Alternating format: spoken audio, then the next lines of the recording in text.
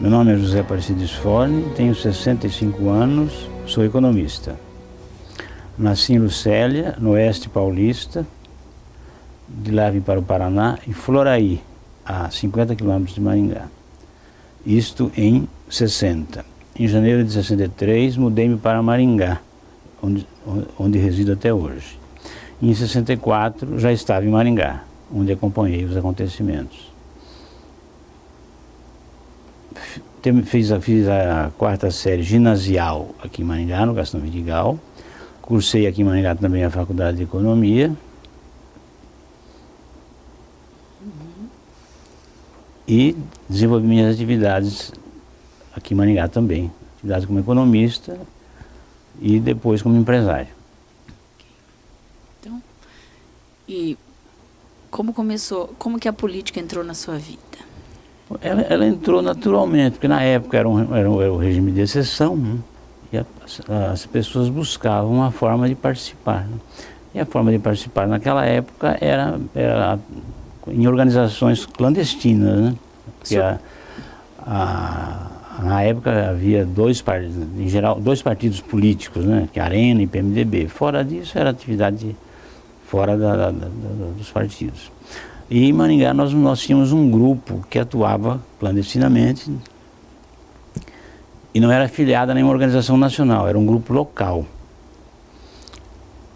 E que nós nos dedicávamos, né, o grupo se dedicava a estudar o Brasil, a conhecer o Brasil, trocar ideias.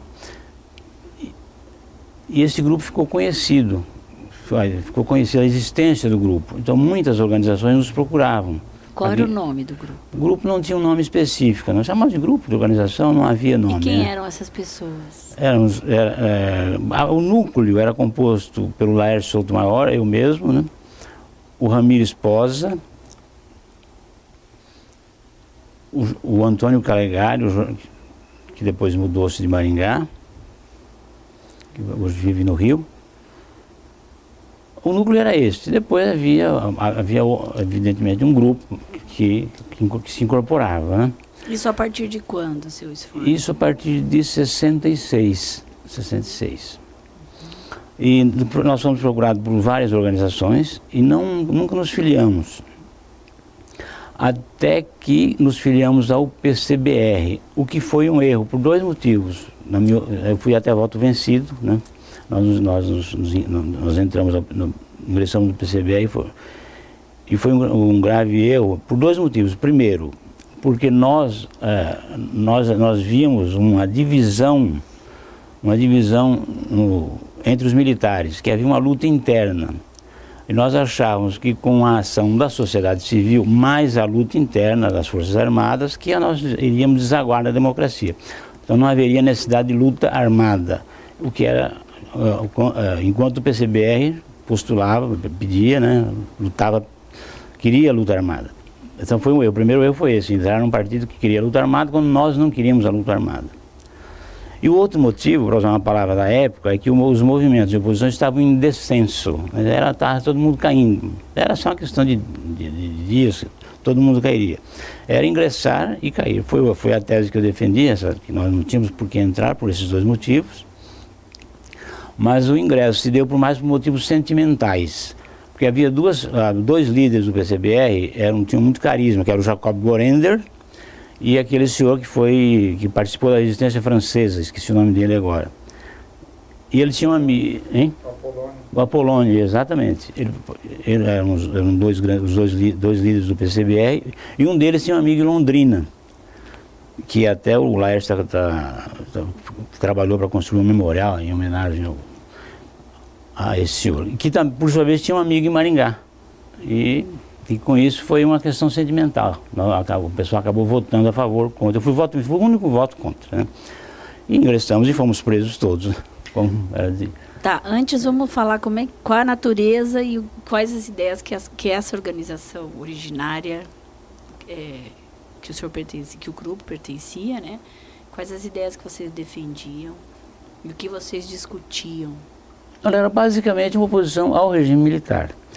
Agora, como eu disse, nós não achávamos necessária a luta armada, porque nós vimos a divisão nas Forças Armadas e achávamos que com a pressão da sociedade civil mais a divisão das Forças Armadas, nós chegaríamos à democracia sem luta armada. Por isso eu já disse que foi um erro ingressar num partido que propugnava pela luta armada, quando nós éramos contra, né? E o outro que... Que tipo de ações vocês faziam? Vocês só faziam reuniões? A ação era só de reuniões e de estudos. Nós estávamos nos preparando para eventualmente participar da vida política, mas não tínhamos ações assim de... E o senhor fazia o que na época? O senhor estudava, já era empresário? O que o senhor fazia, né? Eu estudava e trabalhava como economista. Ah, tá. Trabalhava também como economista com planejamento agrícola. E depois, nos anos 70, e quando eu fui preso, nós fomos presos, todos foram presos, eu também, eu trabalhava como economista, não era empresário ainda. E na sua passagem pela universidade, o senhor militou no movimento estudantil? Não havia movimento estudantil na época. Que ano que foi? Eu me formei em 70, então eu fiz a faculdade de 66 a 70, né? 67, né? 67, 68, 69 e 70. Naquela época, em toda a minha época de faculdade, havia duas pessoas de esquerda, eu e a Ruth Lima, ninguém mais. Porque naquela época era perigoso ser de esquerda, né? Somente, em 4 anos, só 2 pessoas de esquerda. Ah, não, depois chegou a Deise Defune também, 3. A Ruth já estava lá, eu fui calouro da Ruth, aí cheguei eu, e depois chegou a Deise, que foi minha caloura. Éramos os 3, então não havia movimento estudantil. O movimento estudantil estava mais centrado na área, antes da universidade, né? Na época era o primário, o secundário, né? Secundário, certo. Bom, aí, então, o senhor participava desse grupo restrito, pequeno, que discutia e estava se organizando para eventualmente participar de alguma ação. Perfeito. E aí vocês se filiaram ao PCBR e aconteceu a prisão, em 70? Em 70, em outubro de 70. Ficamos... Como é que foi isso? Foi logo depois? Foi como? Foi logo depois. Assim que nós nos filiamos, foi rápido. Não me lembro assim do tempo, mas algo como assim, meses, né? Não foi nada... Não, foi rápido. Foi rápido. E aí, como é que foi essa prisão, se o senhor quiser contar? Olha, não houve, que eu saiba, não houve tortura física. Houve uma prisão, interrogatório, foi mandado um inquérito, né? Todos fomos absolvidos, exceto um senhor que veio de Minas.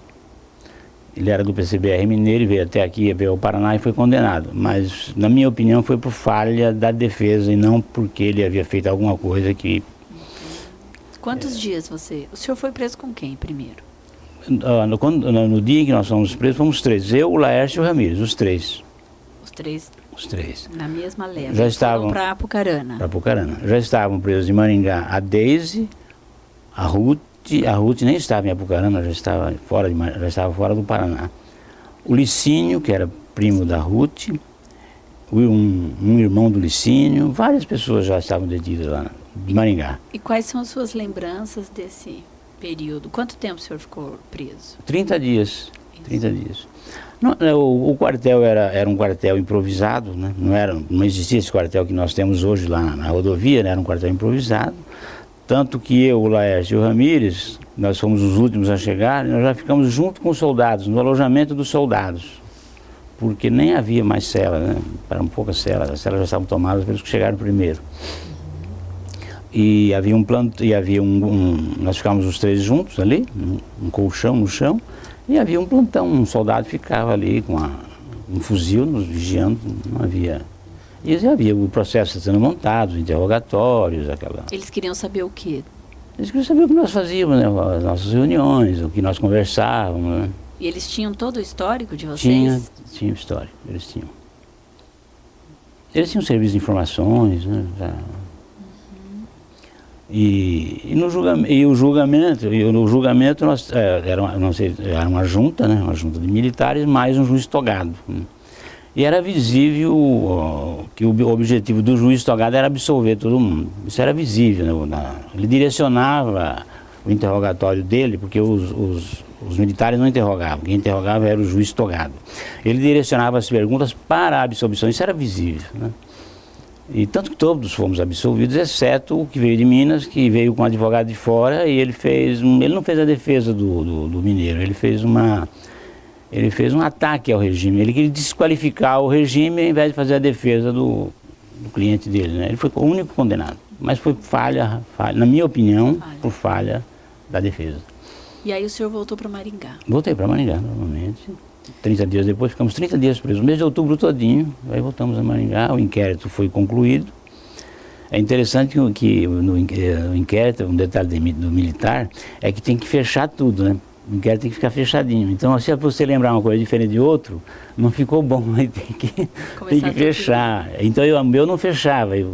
Por quê? Não fechava porque outros falavam outra coisa, que é normal isso, né? Claro. Cada um tem a sua memória. Aí o capitão que estava me interrogando falou, mas olha, todo mundo falou isso, o único que está falando diferente é você, você não fala, você não muda o seu depoimento. Eu falei, mudo, pode deixar que eu mudo. Porque tinha que fechar, é bem burocrático. Para ver que não era nada pessoal, né? O senhor lembra disso como essa lembrança lhe causa, assim, uma... Não, algumas pessoas tiveram traumas, né? O caso, teve um médico aqui de Mandaguari, que ficou traumatizado, começou a ver discos voadores, que entraram em contato com ETs, né? Depois que saiu da prisão, mas não na minha prisão, foi depois, na época do PC, do Partidão. Ele foi detido depois. Mas foi uma sequela que ele teve, outros tiveram também, mas no nosso grupo eu não sei de ninguém que teve sequelas psicológicas, exceto a Ruth, que ela teve ela foi presa fora do Paraná, né? Parece que foi uma coisa mais séria com ela, né? Eu nunca conversei com ela sobre isso, não sei. Mas parece que no caso dela houve sequelas maiores. O senhor já era casado? Não, solteiro. O senhor era solteiro. Aí o senhor morava com a família, né? Como é que foi para sua família O senhor tinha outros irmãos que também... Não, da família só eu que militava politicamente. E eles sabiam que o senhor tinha essa militância ou era tudo muito clandestino mesmo? Não, era clandestino mesmo. Só que depois, quando eu fui preso, evidentemente... O senhor foi preso em casa, no trabalho? Eu fui preso no trabalho. Na faculdade. Na faculdade. Estava na sala de aula, eu fui chamado para sair da sala e fui preso. E no mesmo dia o Laias foi preso, eles não me lembram onde foram presos, o da Ramírez também. Nós fomos juntos na mesma viatura, né?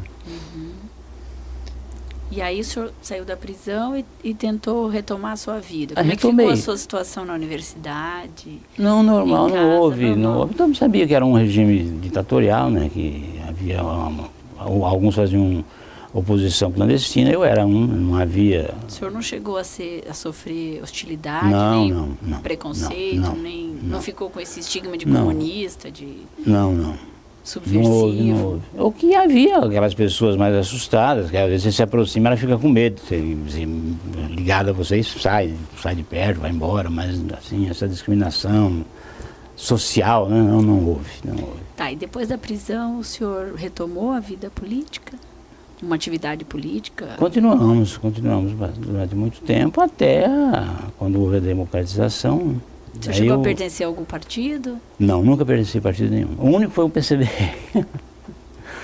e nós recebemos muitas visitas de várias organizações. Inclusive, uma que eu até gostaria de falar sobre ela, foi uma interessante, foi uma organização que era adepta da teoria do foco.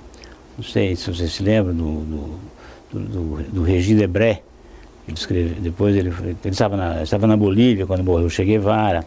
E ele defendia uma tese que era a seguinte, a teoria do foco resumida era a seguinte, que se uma elite, né, uma vanguarda, pegaria em armas, e estando em armas, o povo, sabendo daquilo, iria se juntar àquela elite armada. Essa era a teoria do Regis Debray. Tanto que depois ele participou com o Che Guevara lá na Bolívia, sobreviveu, e depois foi ministro da Cultura, na época do governo do presidente socialista, ele foi ministro da Cultura, lá na França. E esse grupo veio a Maringá com essas ideias, a ideia do foco. E Então nós tínhamos um amigo muito experiente que ele havia participado de uma insurreição no Maranhão. Tanto que ele era cearense, mas o apelido dele era Maranhão, por causa dessa insurreição. Aí nós fomos falar com ele era muito amigo, que havia um grupo com essa ideia do foco, né? Que a ideia era, se resumimos a ideia para ele falou, não vai funcionar, porque na época não havia televisão, era o rádio ainda, né? Eles não vai funcionar porque o povo vai ficar usando o ouvido para ouvir novela, ele não vai ouvir essa história de foco, não vai funcionar isso. E eu havia sido designado pelo grupo para conversar, para dizer para o pessoal do foco que nós não queríamos. E só que eu não podia dizer a eles desse modo que nos disse o experiente companheiro, porque a lógica interna, você tem que usar a lógica interna do grupo. Você não poderia dizer que o povo não ia se aliar aos seus salvadores, à sua vanguarda, né? Então eu fui designado pelo grupo para argumentar, para não ingressar nessa organização. Então eu usei o argumento da propaganda, né? Que haveria uma propaganda, uma contra-propaganda contra esse foco e não haveria resultado nenhum. O que no caso do Brasil foi ainda pior, porque quando houve a guerrilha do Araguaia nem precisou, porque eles censuraram, ninguém ficou nem sabendo, né? O Brasil ficou sabendo da guerrilha do Araguaia depois que ela já havia acabado. Então, foi pior do que eu disse, né? Não houve nem possibilidade não precisou nem censurar, não precisou nem fazer a contra-propaganda, porque não houve propaganda, houve censura. O seu grupo optou pelo PCBR e o senhor votou contra? Votei contra. Eu fui o único voto. Das organizações, qual lhe parecia ser a mais coerente e interessante para a opção do grupo, de acordo com as ideias do seu grupo? Olha, como nós achávamos que as Forças Armadas estavam divididas, como estavam, e a sociedade já estava se movimentando, a nossa opção seria para uma organização que não propugnasse pela luta armada, né? Nós acreditávamos numa solução via pacífica. Foi o que aconteceu, né? Mas o Laércio Sotomayor conta que vocês chegaram a montar um aparelho. Mas já no PCBR. No PCBR. Já no PCBR. Já como missão dentro do PCBR, né? E o senhor, como companheiro, sim, claro. Voto vencido. Foi voto vencido, mas é uma questão de disciplina, né? Disciplina revolucionária. Tivemos que participar. O senhor continua um revolucionário hoje? Continuo, mas eu acho que se nós tivéssemos chegado, eu já até fiz um depoimento uma vez para o Reginaldo Dias, o historiador, falando sobre isso, eu acho que se nós tivéssemos chegado ao poder, teríamos feito coisas piores que eles fizeram. Da onde veio essa constatação? Não, pela observação, nós teríamos matado muito mais, talvez não teríamos torturado mais, teríamos matado mais.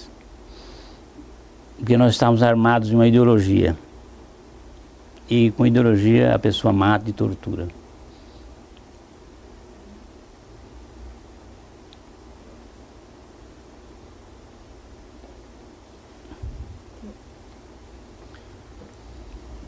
Mas, Forne, eu queria que você rememorasse episódios anteriores aqui da história local. Maringá, em 1968, foi palco do último ato da Frente Ampla, liderado pelo Lacerda, pelo Jango e pelo JK.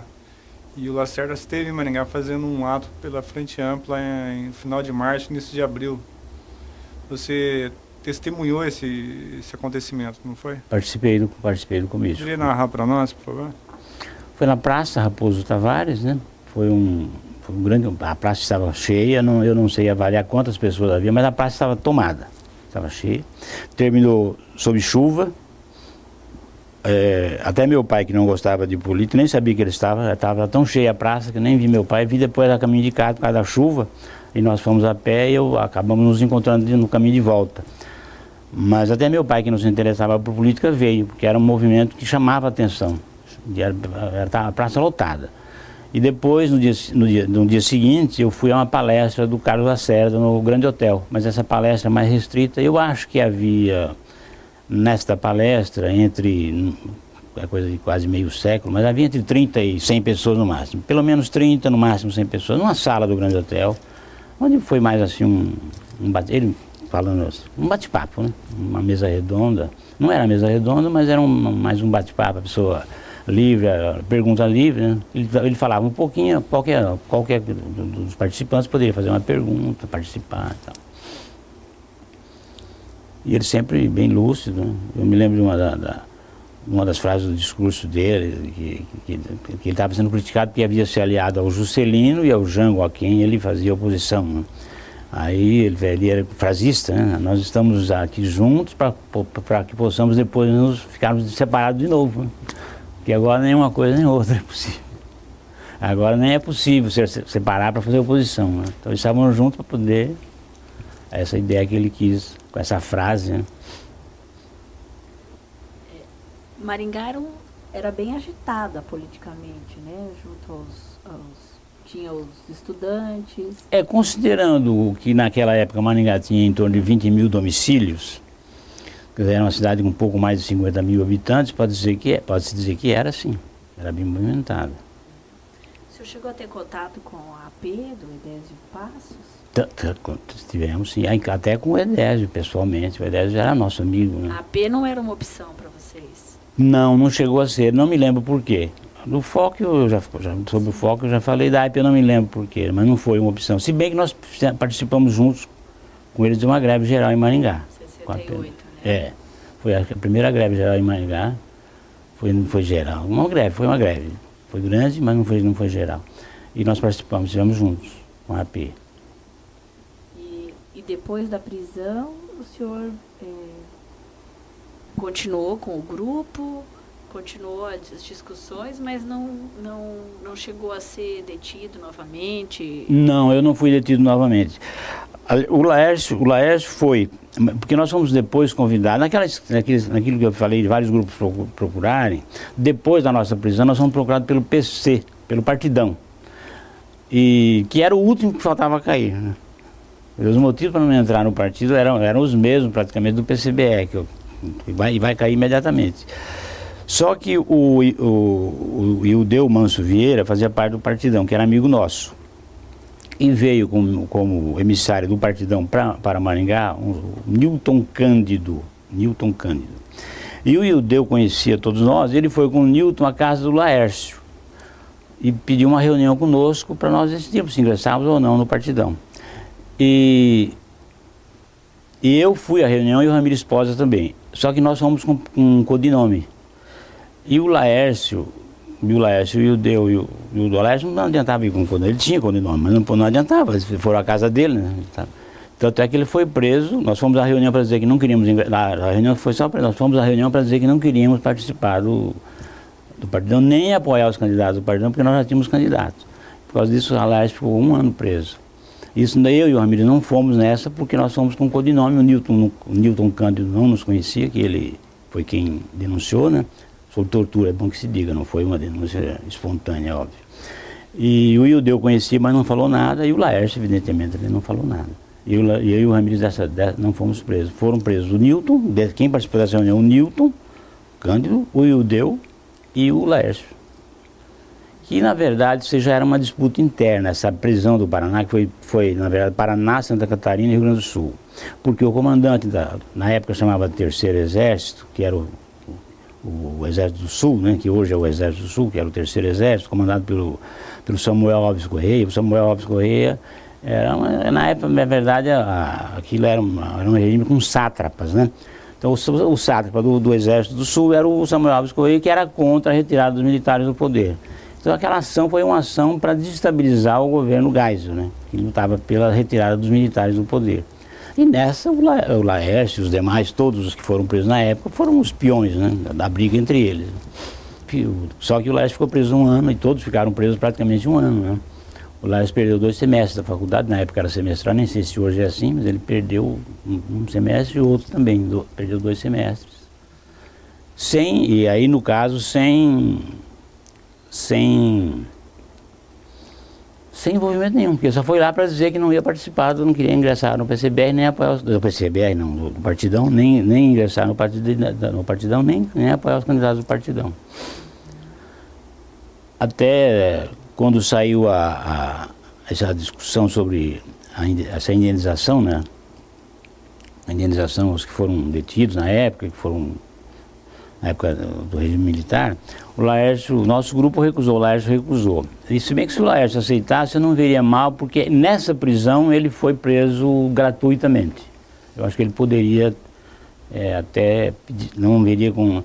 Quanto ao demais, não, porque antes, quando nós lutávamos pela democratização, nós sabíamos o risco que estávamos correndo. Não acho correto pegar indenização por causa disso.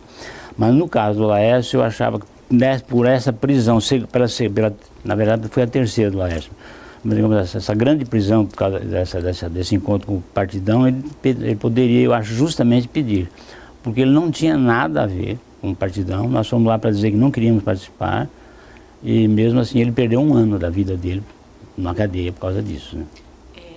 Não entrar com o pedido de indenização foi uma decisão do grupo? Não, individual. Foi individual. Individual. O senhor entrou ou não? Não, nem o Laércio. Nem a estadual, nem a... Nenhuma. Nem a nacional? Nenhuma. Sforni, eu queria que você falasse mais da sua reintegração à vida, à sua rotina de vida, né? As pessoas que foram detidas ficavam marcadas de uma forma ou outra na busca de colocações de emprego ou mesmo de reintegração na faculdade. E você é sabido, depois você exerceu uma função pública respeitável no escritório técnico de planejamento da prefeitura. Queria que você falasse um pouco disso, né? Como é que foi essa reintegração, se seu passado militante influenciou negativamente? Não, porque quando eu fui detido, embora eu fosse estudante, eu já trabalhava no ETPlan. Eu já fui detido como funcionário do ETPlan. Eu já era funcionário. Então, quando eu voltei, eu tive que buscar uns documentos no Exército, apresentar, porque era função pública na época, né? Onde eu estava naquele período, consegui os documentos, continuei. Até porque era uma equipe pequena, né? Éramos todos amigos, não houve essa... Houve mais esse lado de papel, né? Dessa burocracia. Não houve esse tipo de restrição, não houve. Quando eu comecei minha atividade empresarial, havia aquela certidão, não sei se você se lembra, a certidão ideológica. E eu tinha que, para começar a atividade empresarial, eu tinha que começar com financiamento. Eu não tinha, eu comecei com a ideia, né? E tinha que conseguir recursos. Para conseguir recursos, eu tinha que obter financiamento. Para obter financiamento, eu tinha que ter essa certidão. E na época, nós tínhamos um gerente do Banco do Brasil muito liberal, que era o Bulhões. E eu fui com um amigo conversar com o Bulhões, explicamos a situação. E ele disse: olha, eu vou fazer o seguinte, eu vou passar por cima disso, só que eu quero um avalista. Você só me traga um avalista que eu libero o seu financiamento. Foi a única restrição que eu tive. Ele liberou com um avalista, que permitiu que eu começasse minha carreira empresarial, a minha vida empresarial. E a estratégia de defesa na justiça militar? Quem foi o advogado? Foi um problema, inicialmente foi um problema, porque eu procurei advogados que não atuavam na área, inicialmente aqui em Maringá, né? Eu acabei procurando o Ivan Neves Pedrosa, na época era muito conhecido, ainda é hoje falado, né? Ele me disse: olha, eu não trabalho nessa área. Aí eu pedi: eu tenho alguma sugestão, poder me sugerir um nome, né? Ele disse: olha, eu não vou porque eu não trabalho na área, eu não tenho nomes. Aí eu falei, na época eu era assessor do Silvio Barros. Eu comecei como assessor do Adriano, depois o Adriano se encerrou o mandato, o Silvio se elegeu, fui assessor Silvio Barros pai, né?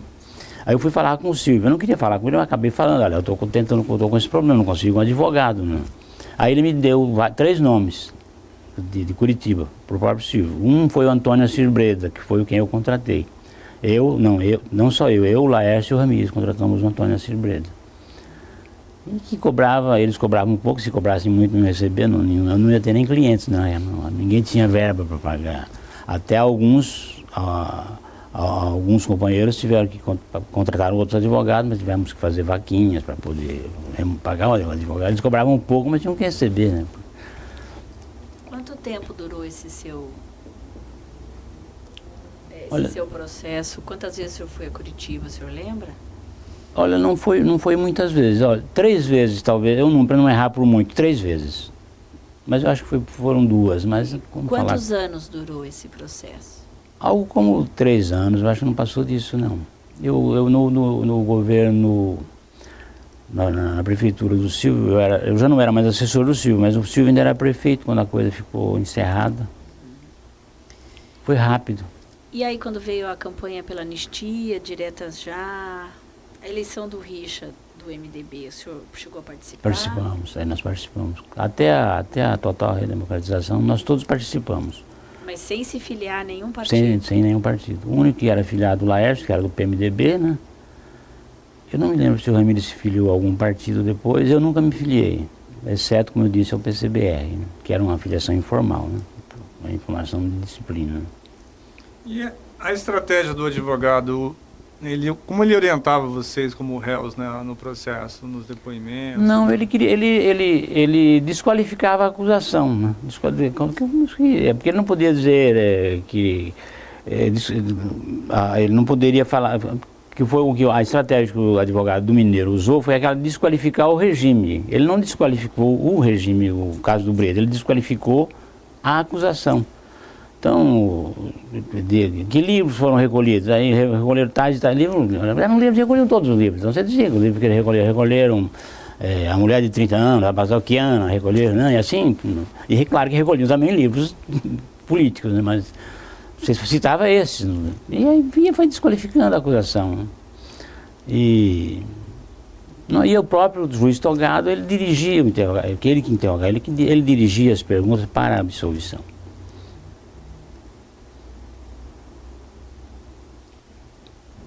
O senhor quer destacar mais alguma outra questão dessa época?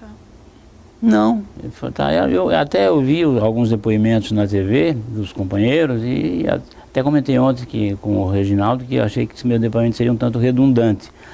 Mas não, cada qual tem a sua, né, sua perspectiva. Particularidade. Sua particularidade. É muito importante que a gente possa, quem assistir esses vários depoimentos juntos vai conseguir, pelo menos compreender, né, as opções e saber como é que as coisas aconteciam, né? Cada um tem um detalhe, uma riqueza a mais, né?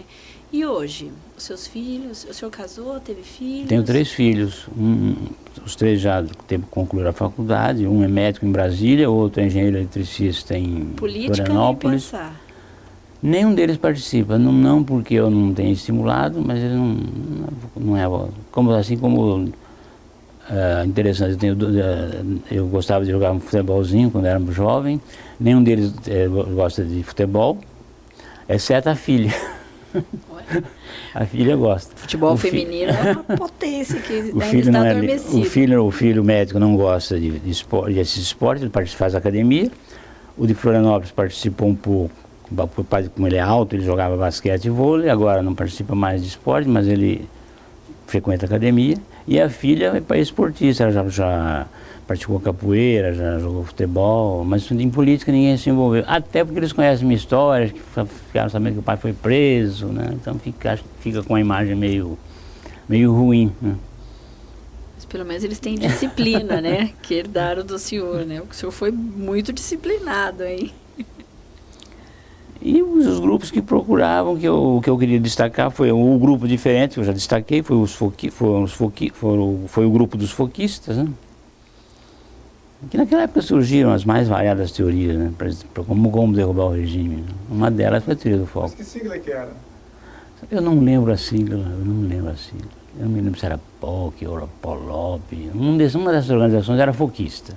Quem era o emissário, o líder, o contato? O senhor não lembra? Eu não lembro, desse pessoal eu não lembro.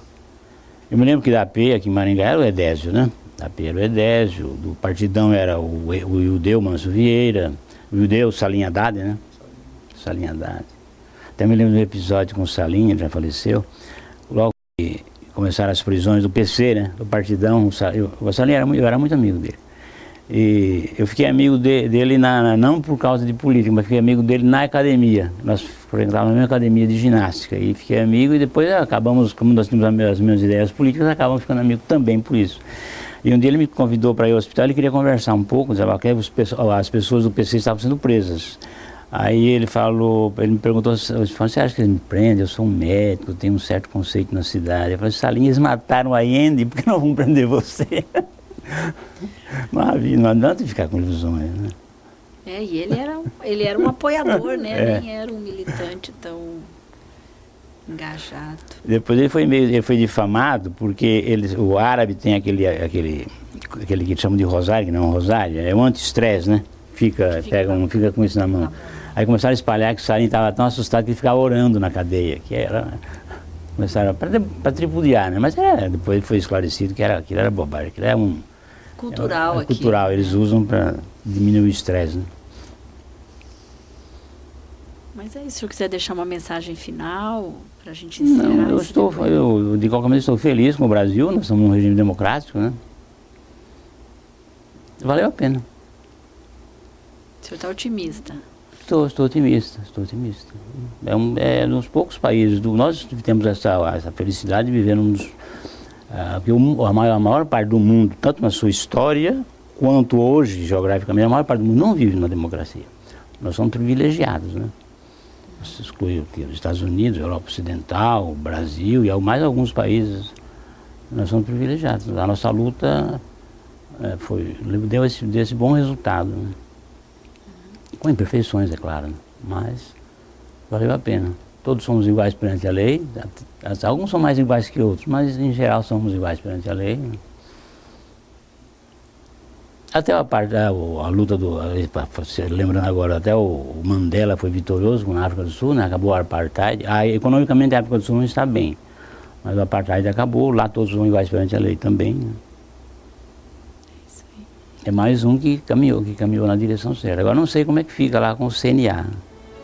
Não, eles não estão bem quanto o Brasil nessa área.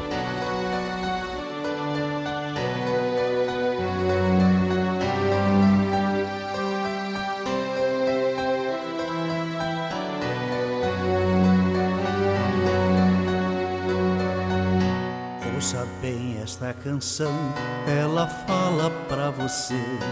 Ela fala de um tempo que ninguém pode esquecer, de um tempo em que alguns homens impuseram a tirania, muitos outros responderam com a sua rebeldia. Os tiranos implantaram longa noite de terror, tentaram calar a todos, provocando muita dor.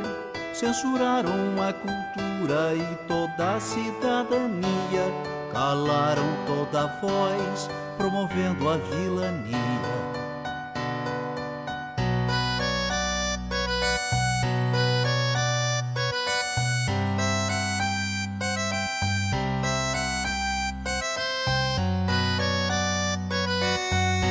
Pelas fábricas, escolas, nas ruas e construções, reagiu o nosso povo à violência dos grilhões. Resistiram estudantes, camponeses e operários, foram homens e mulheres a enfrentar os sanguinários. 3 reis, Zé e Désio, Seixas, Isis, Marighella, entregaram suas vidas pra vida ficar mais bela. Muitos outros foram mortos por lutar contra a opressão, ou desaparecidos, ou no exílio ou na prisão.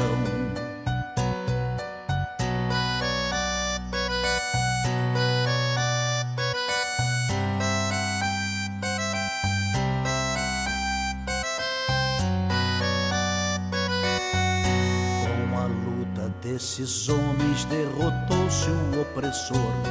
Muito sangue derramado, muita lágrima e suor.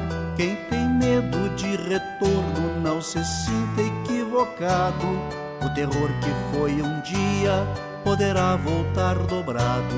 A mesma vigilância de quem ama a liberdade poderá impedir que volte o império da maldade. Mas a luta continua por justiça e pelo pão, pela reforma agrária, por saúde e educação.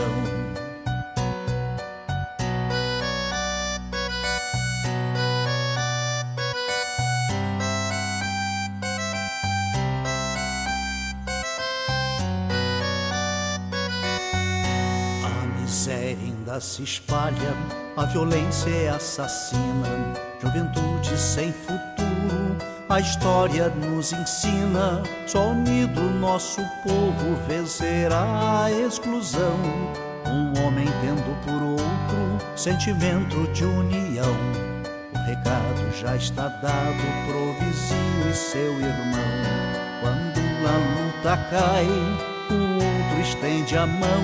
Não se cale quem tem fome, quem tem sede de ternura, pois a vida favorece a quem luta com bravura.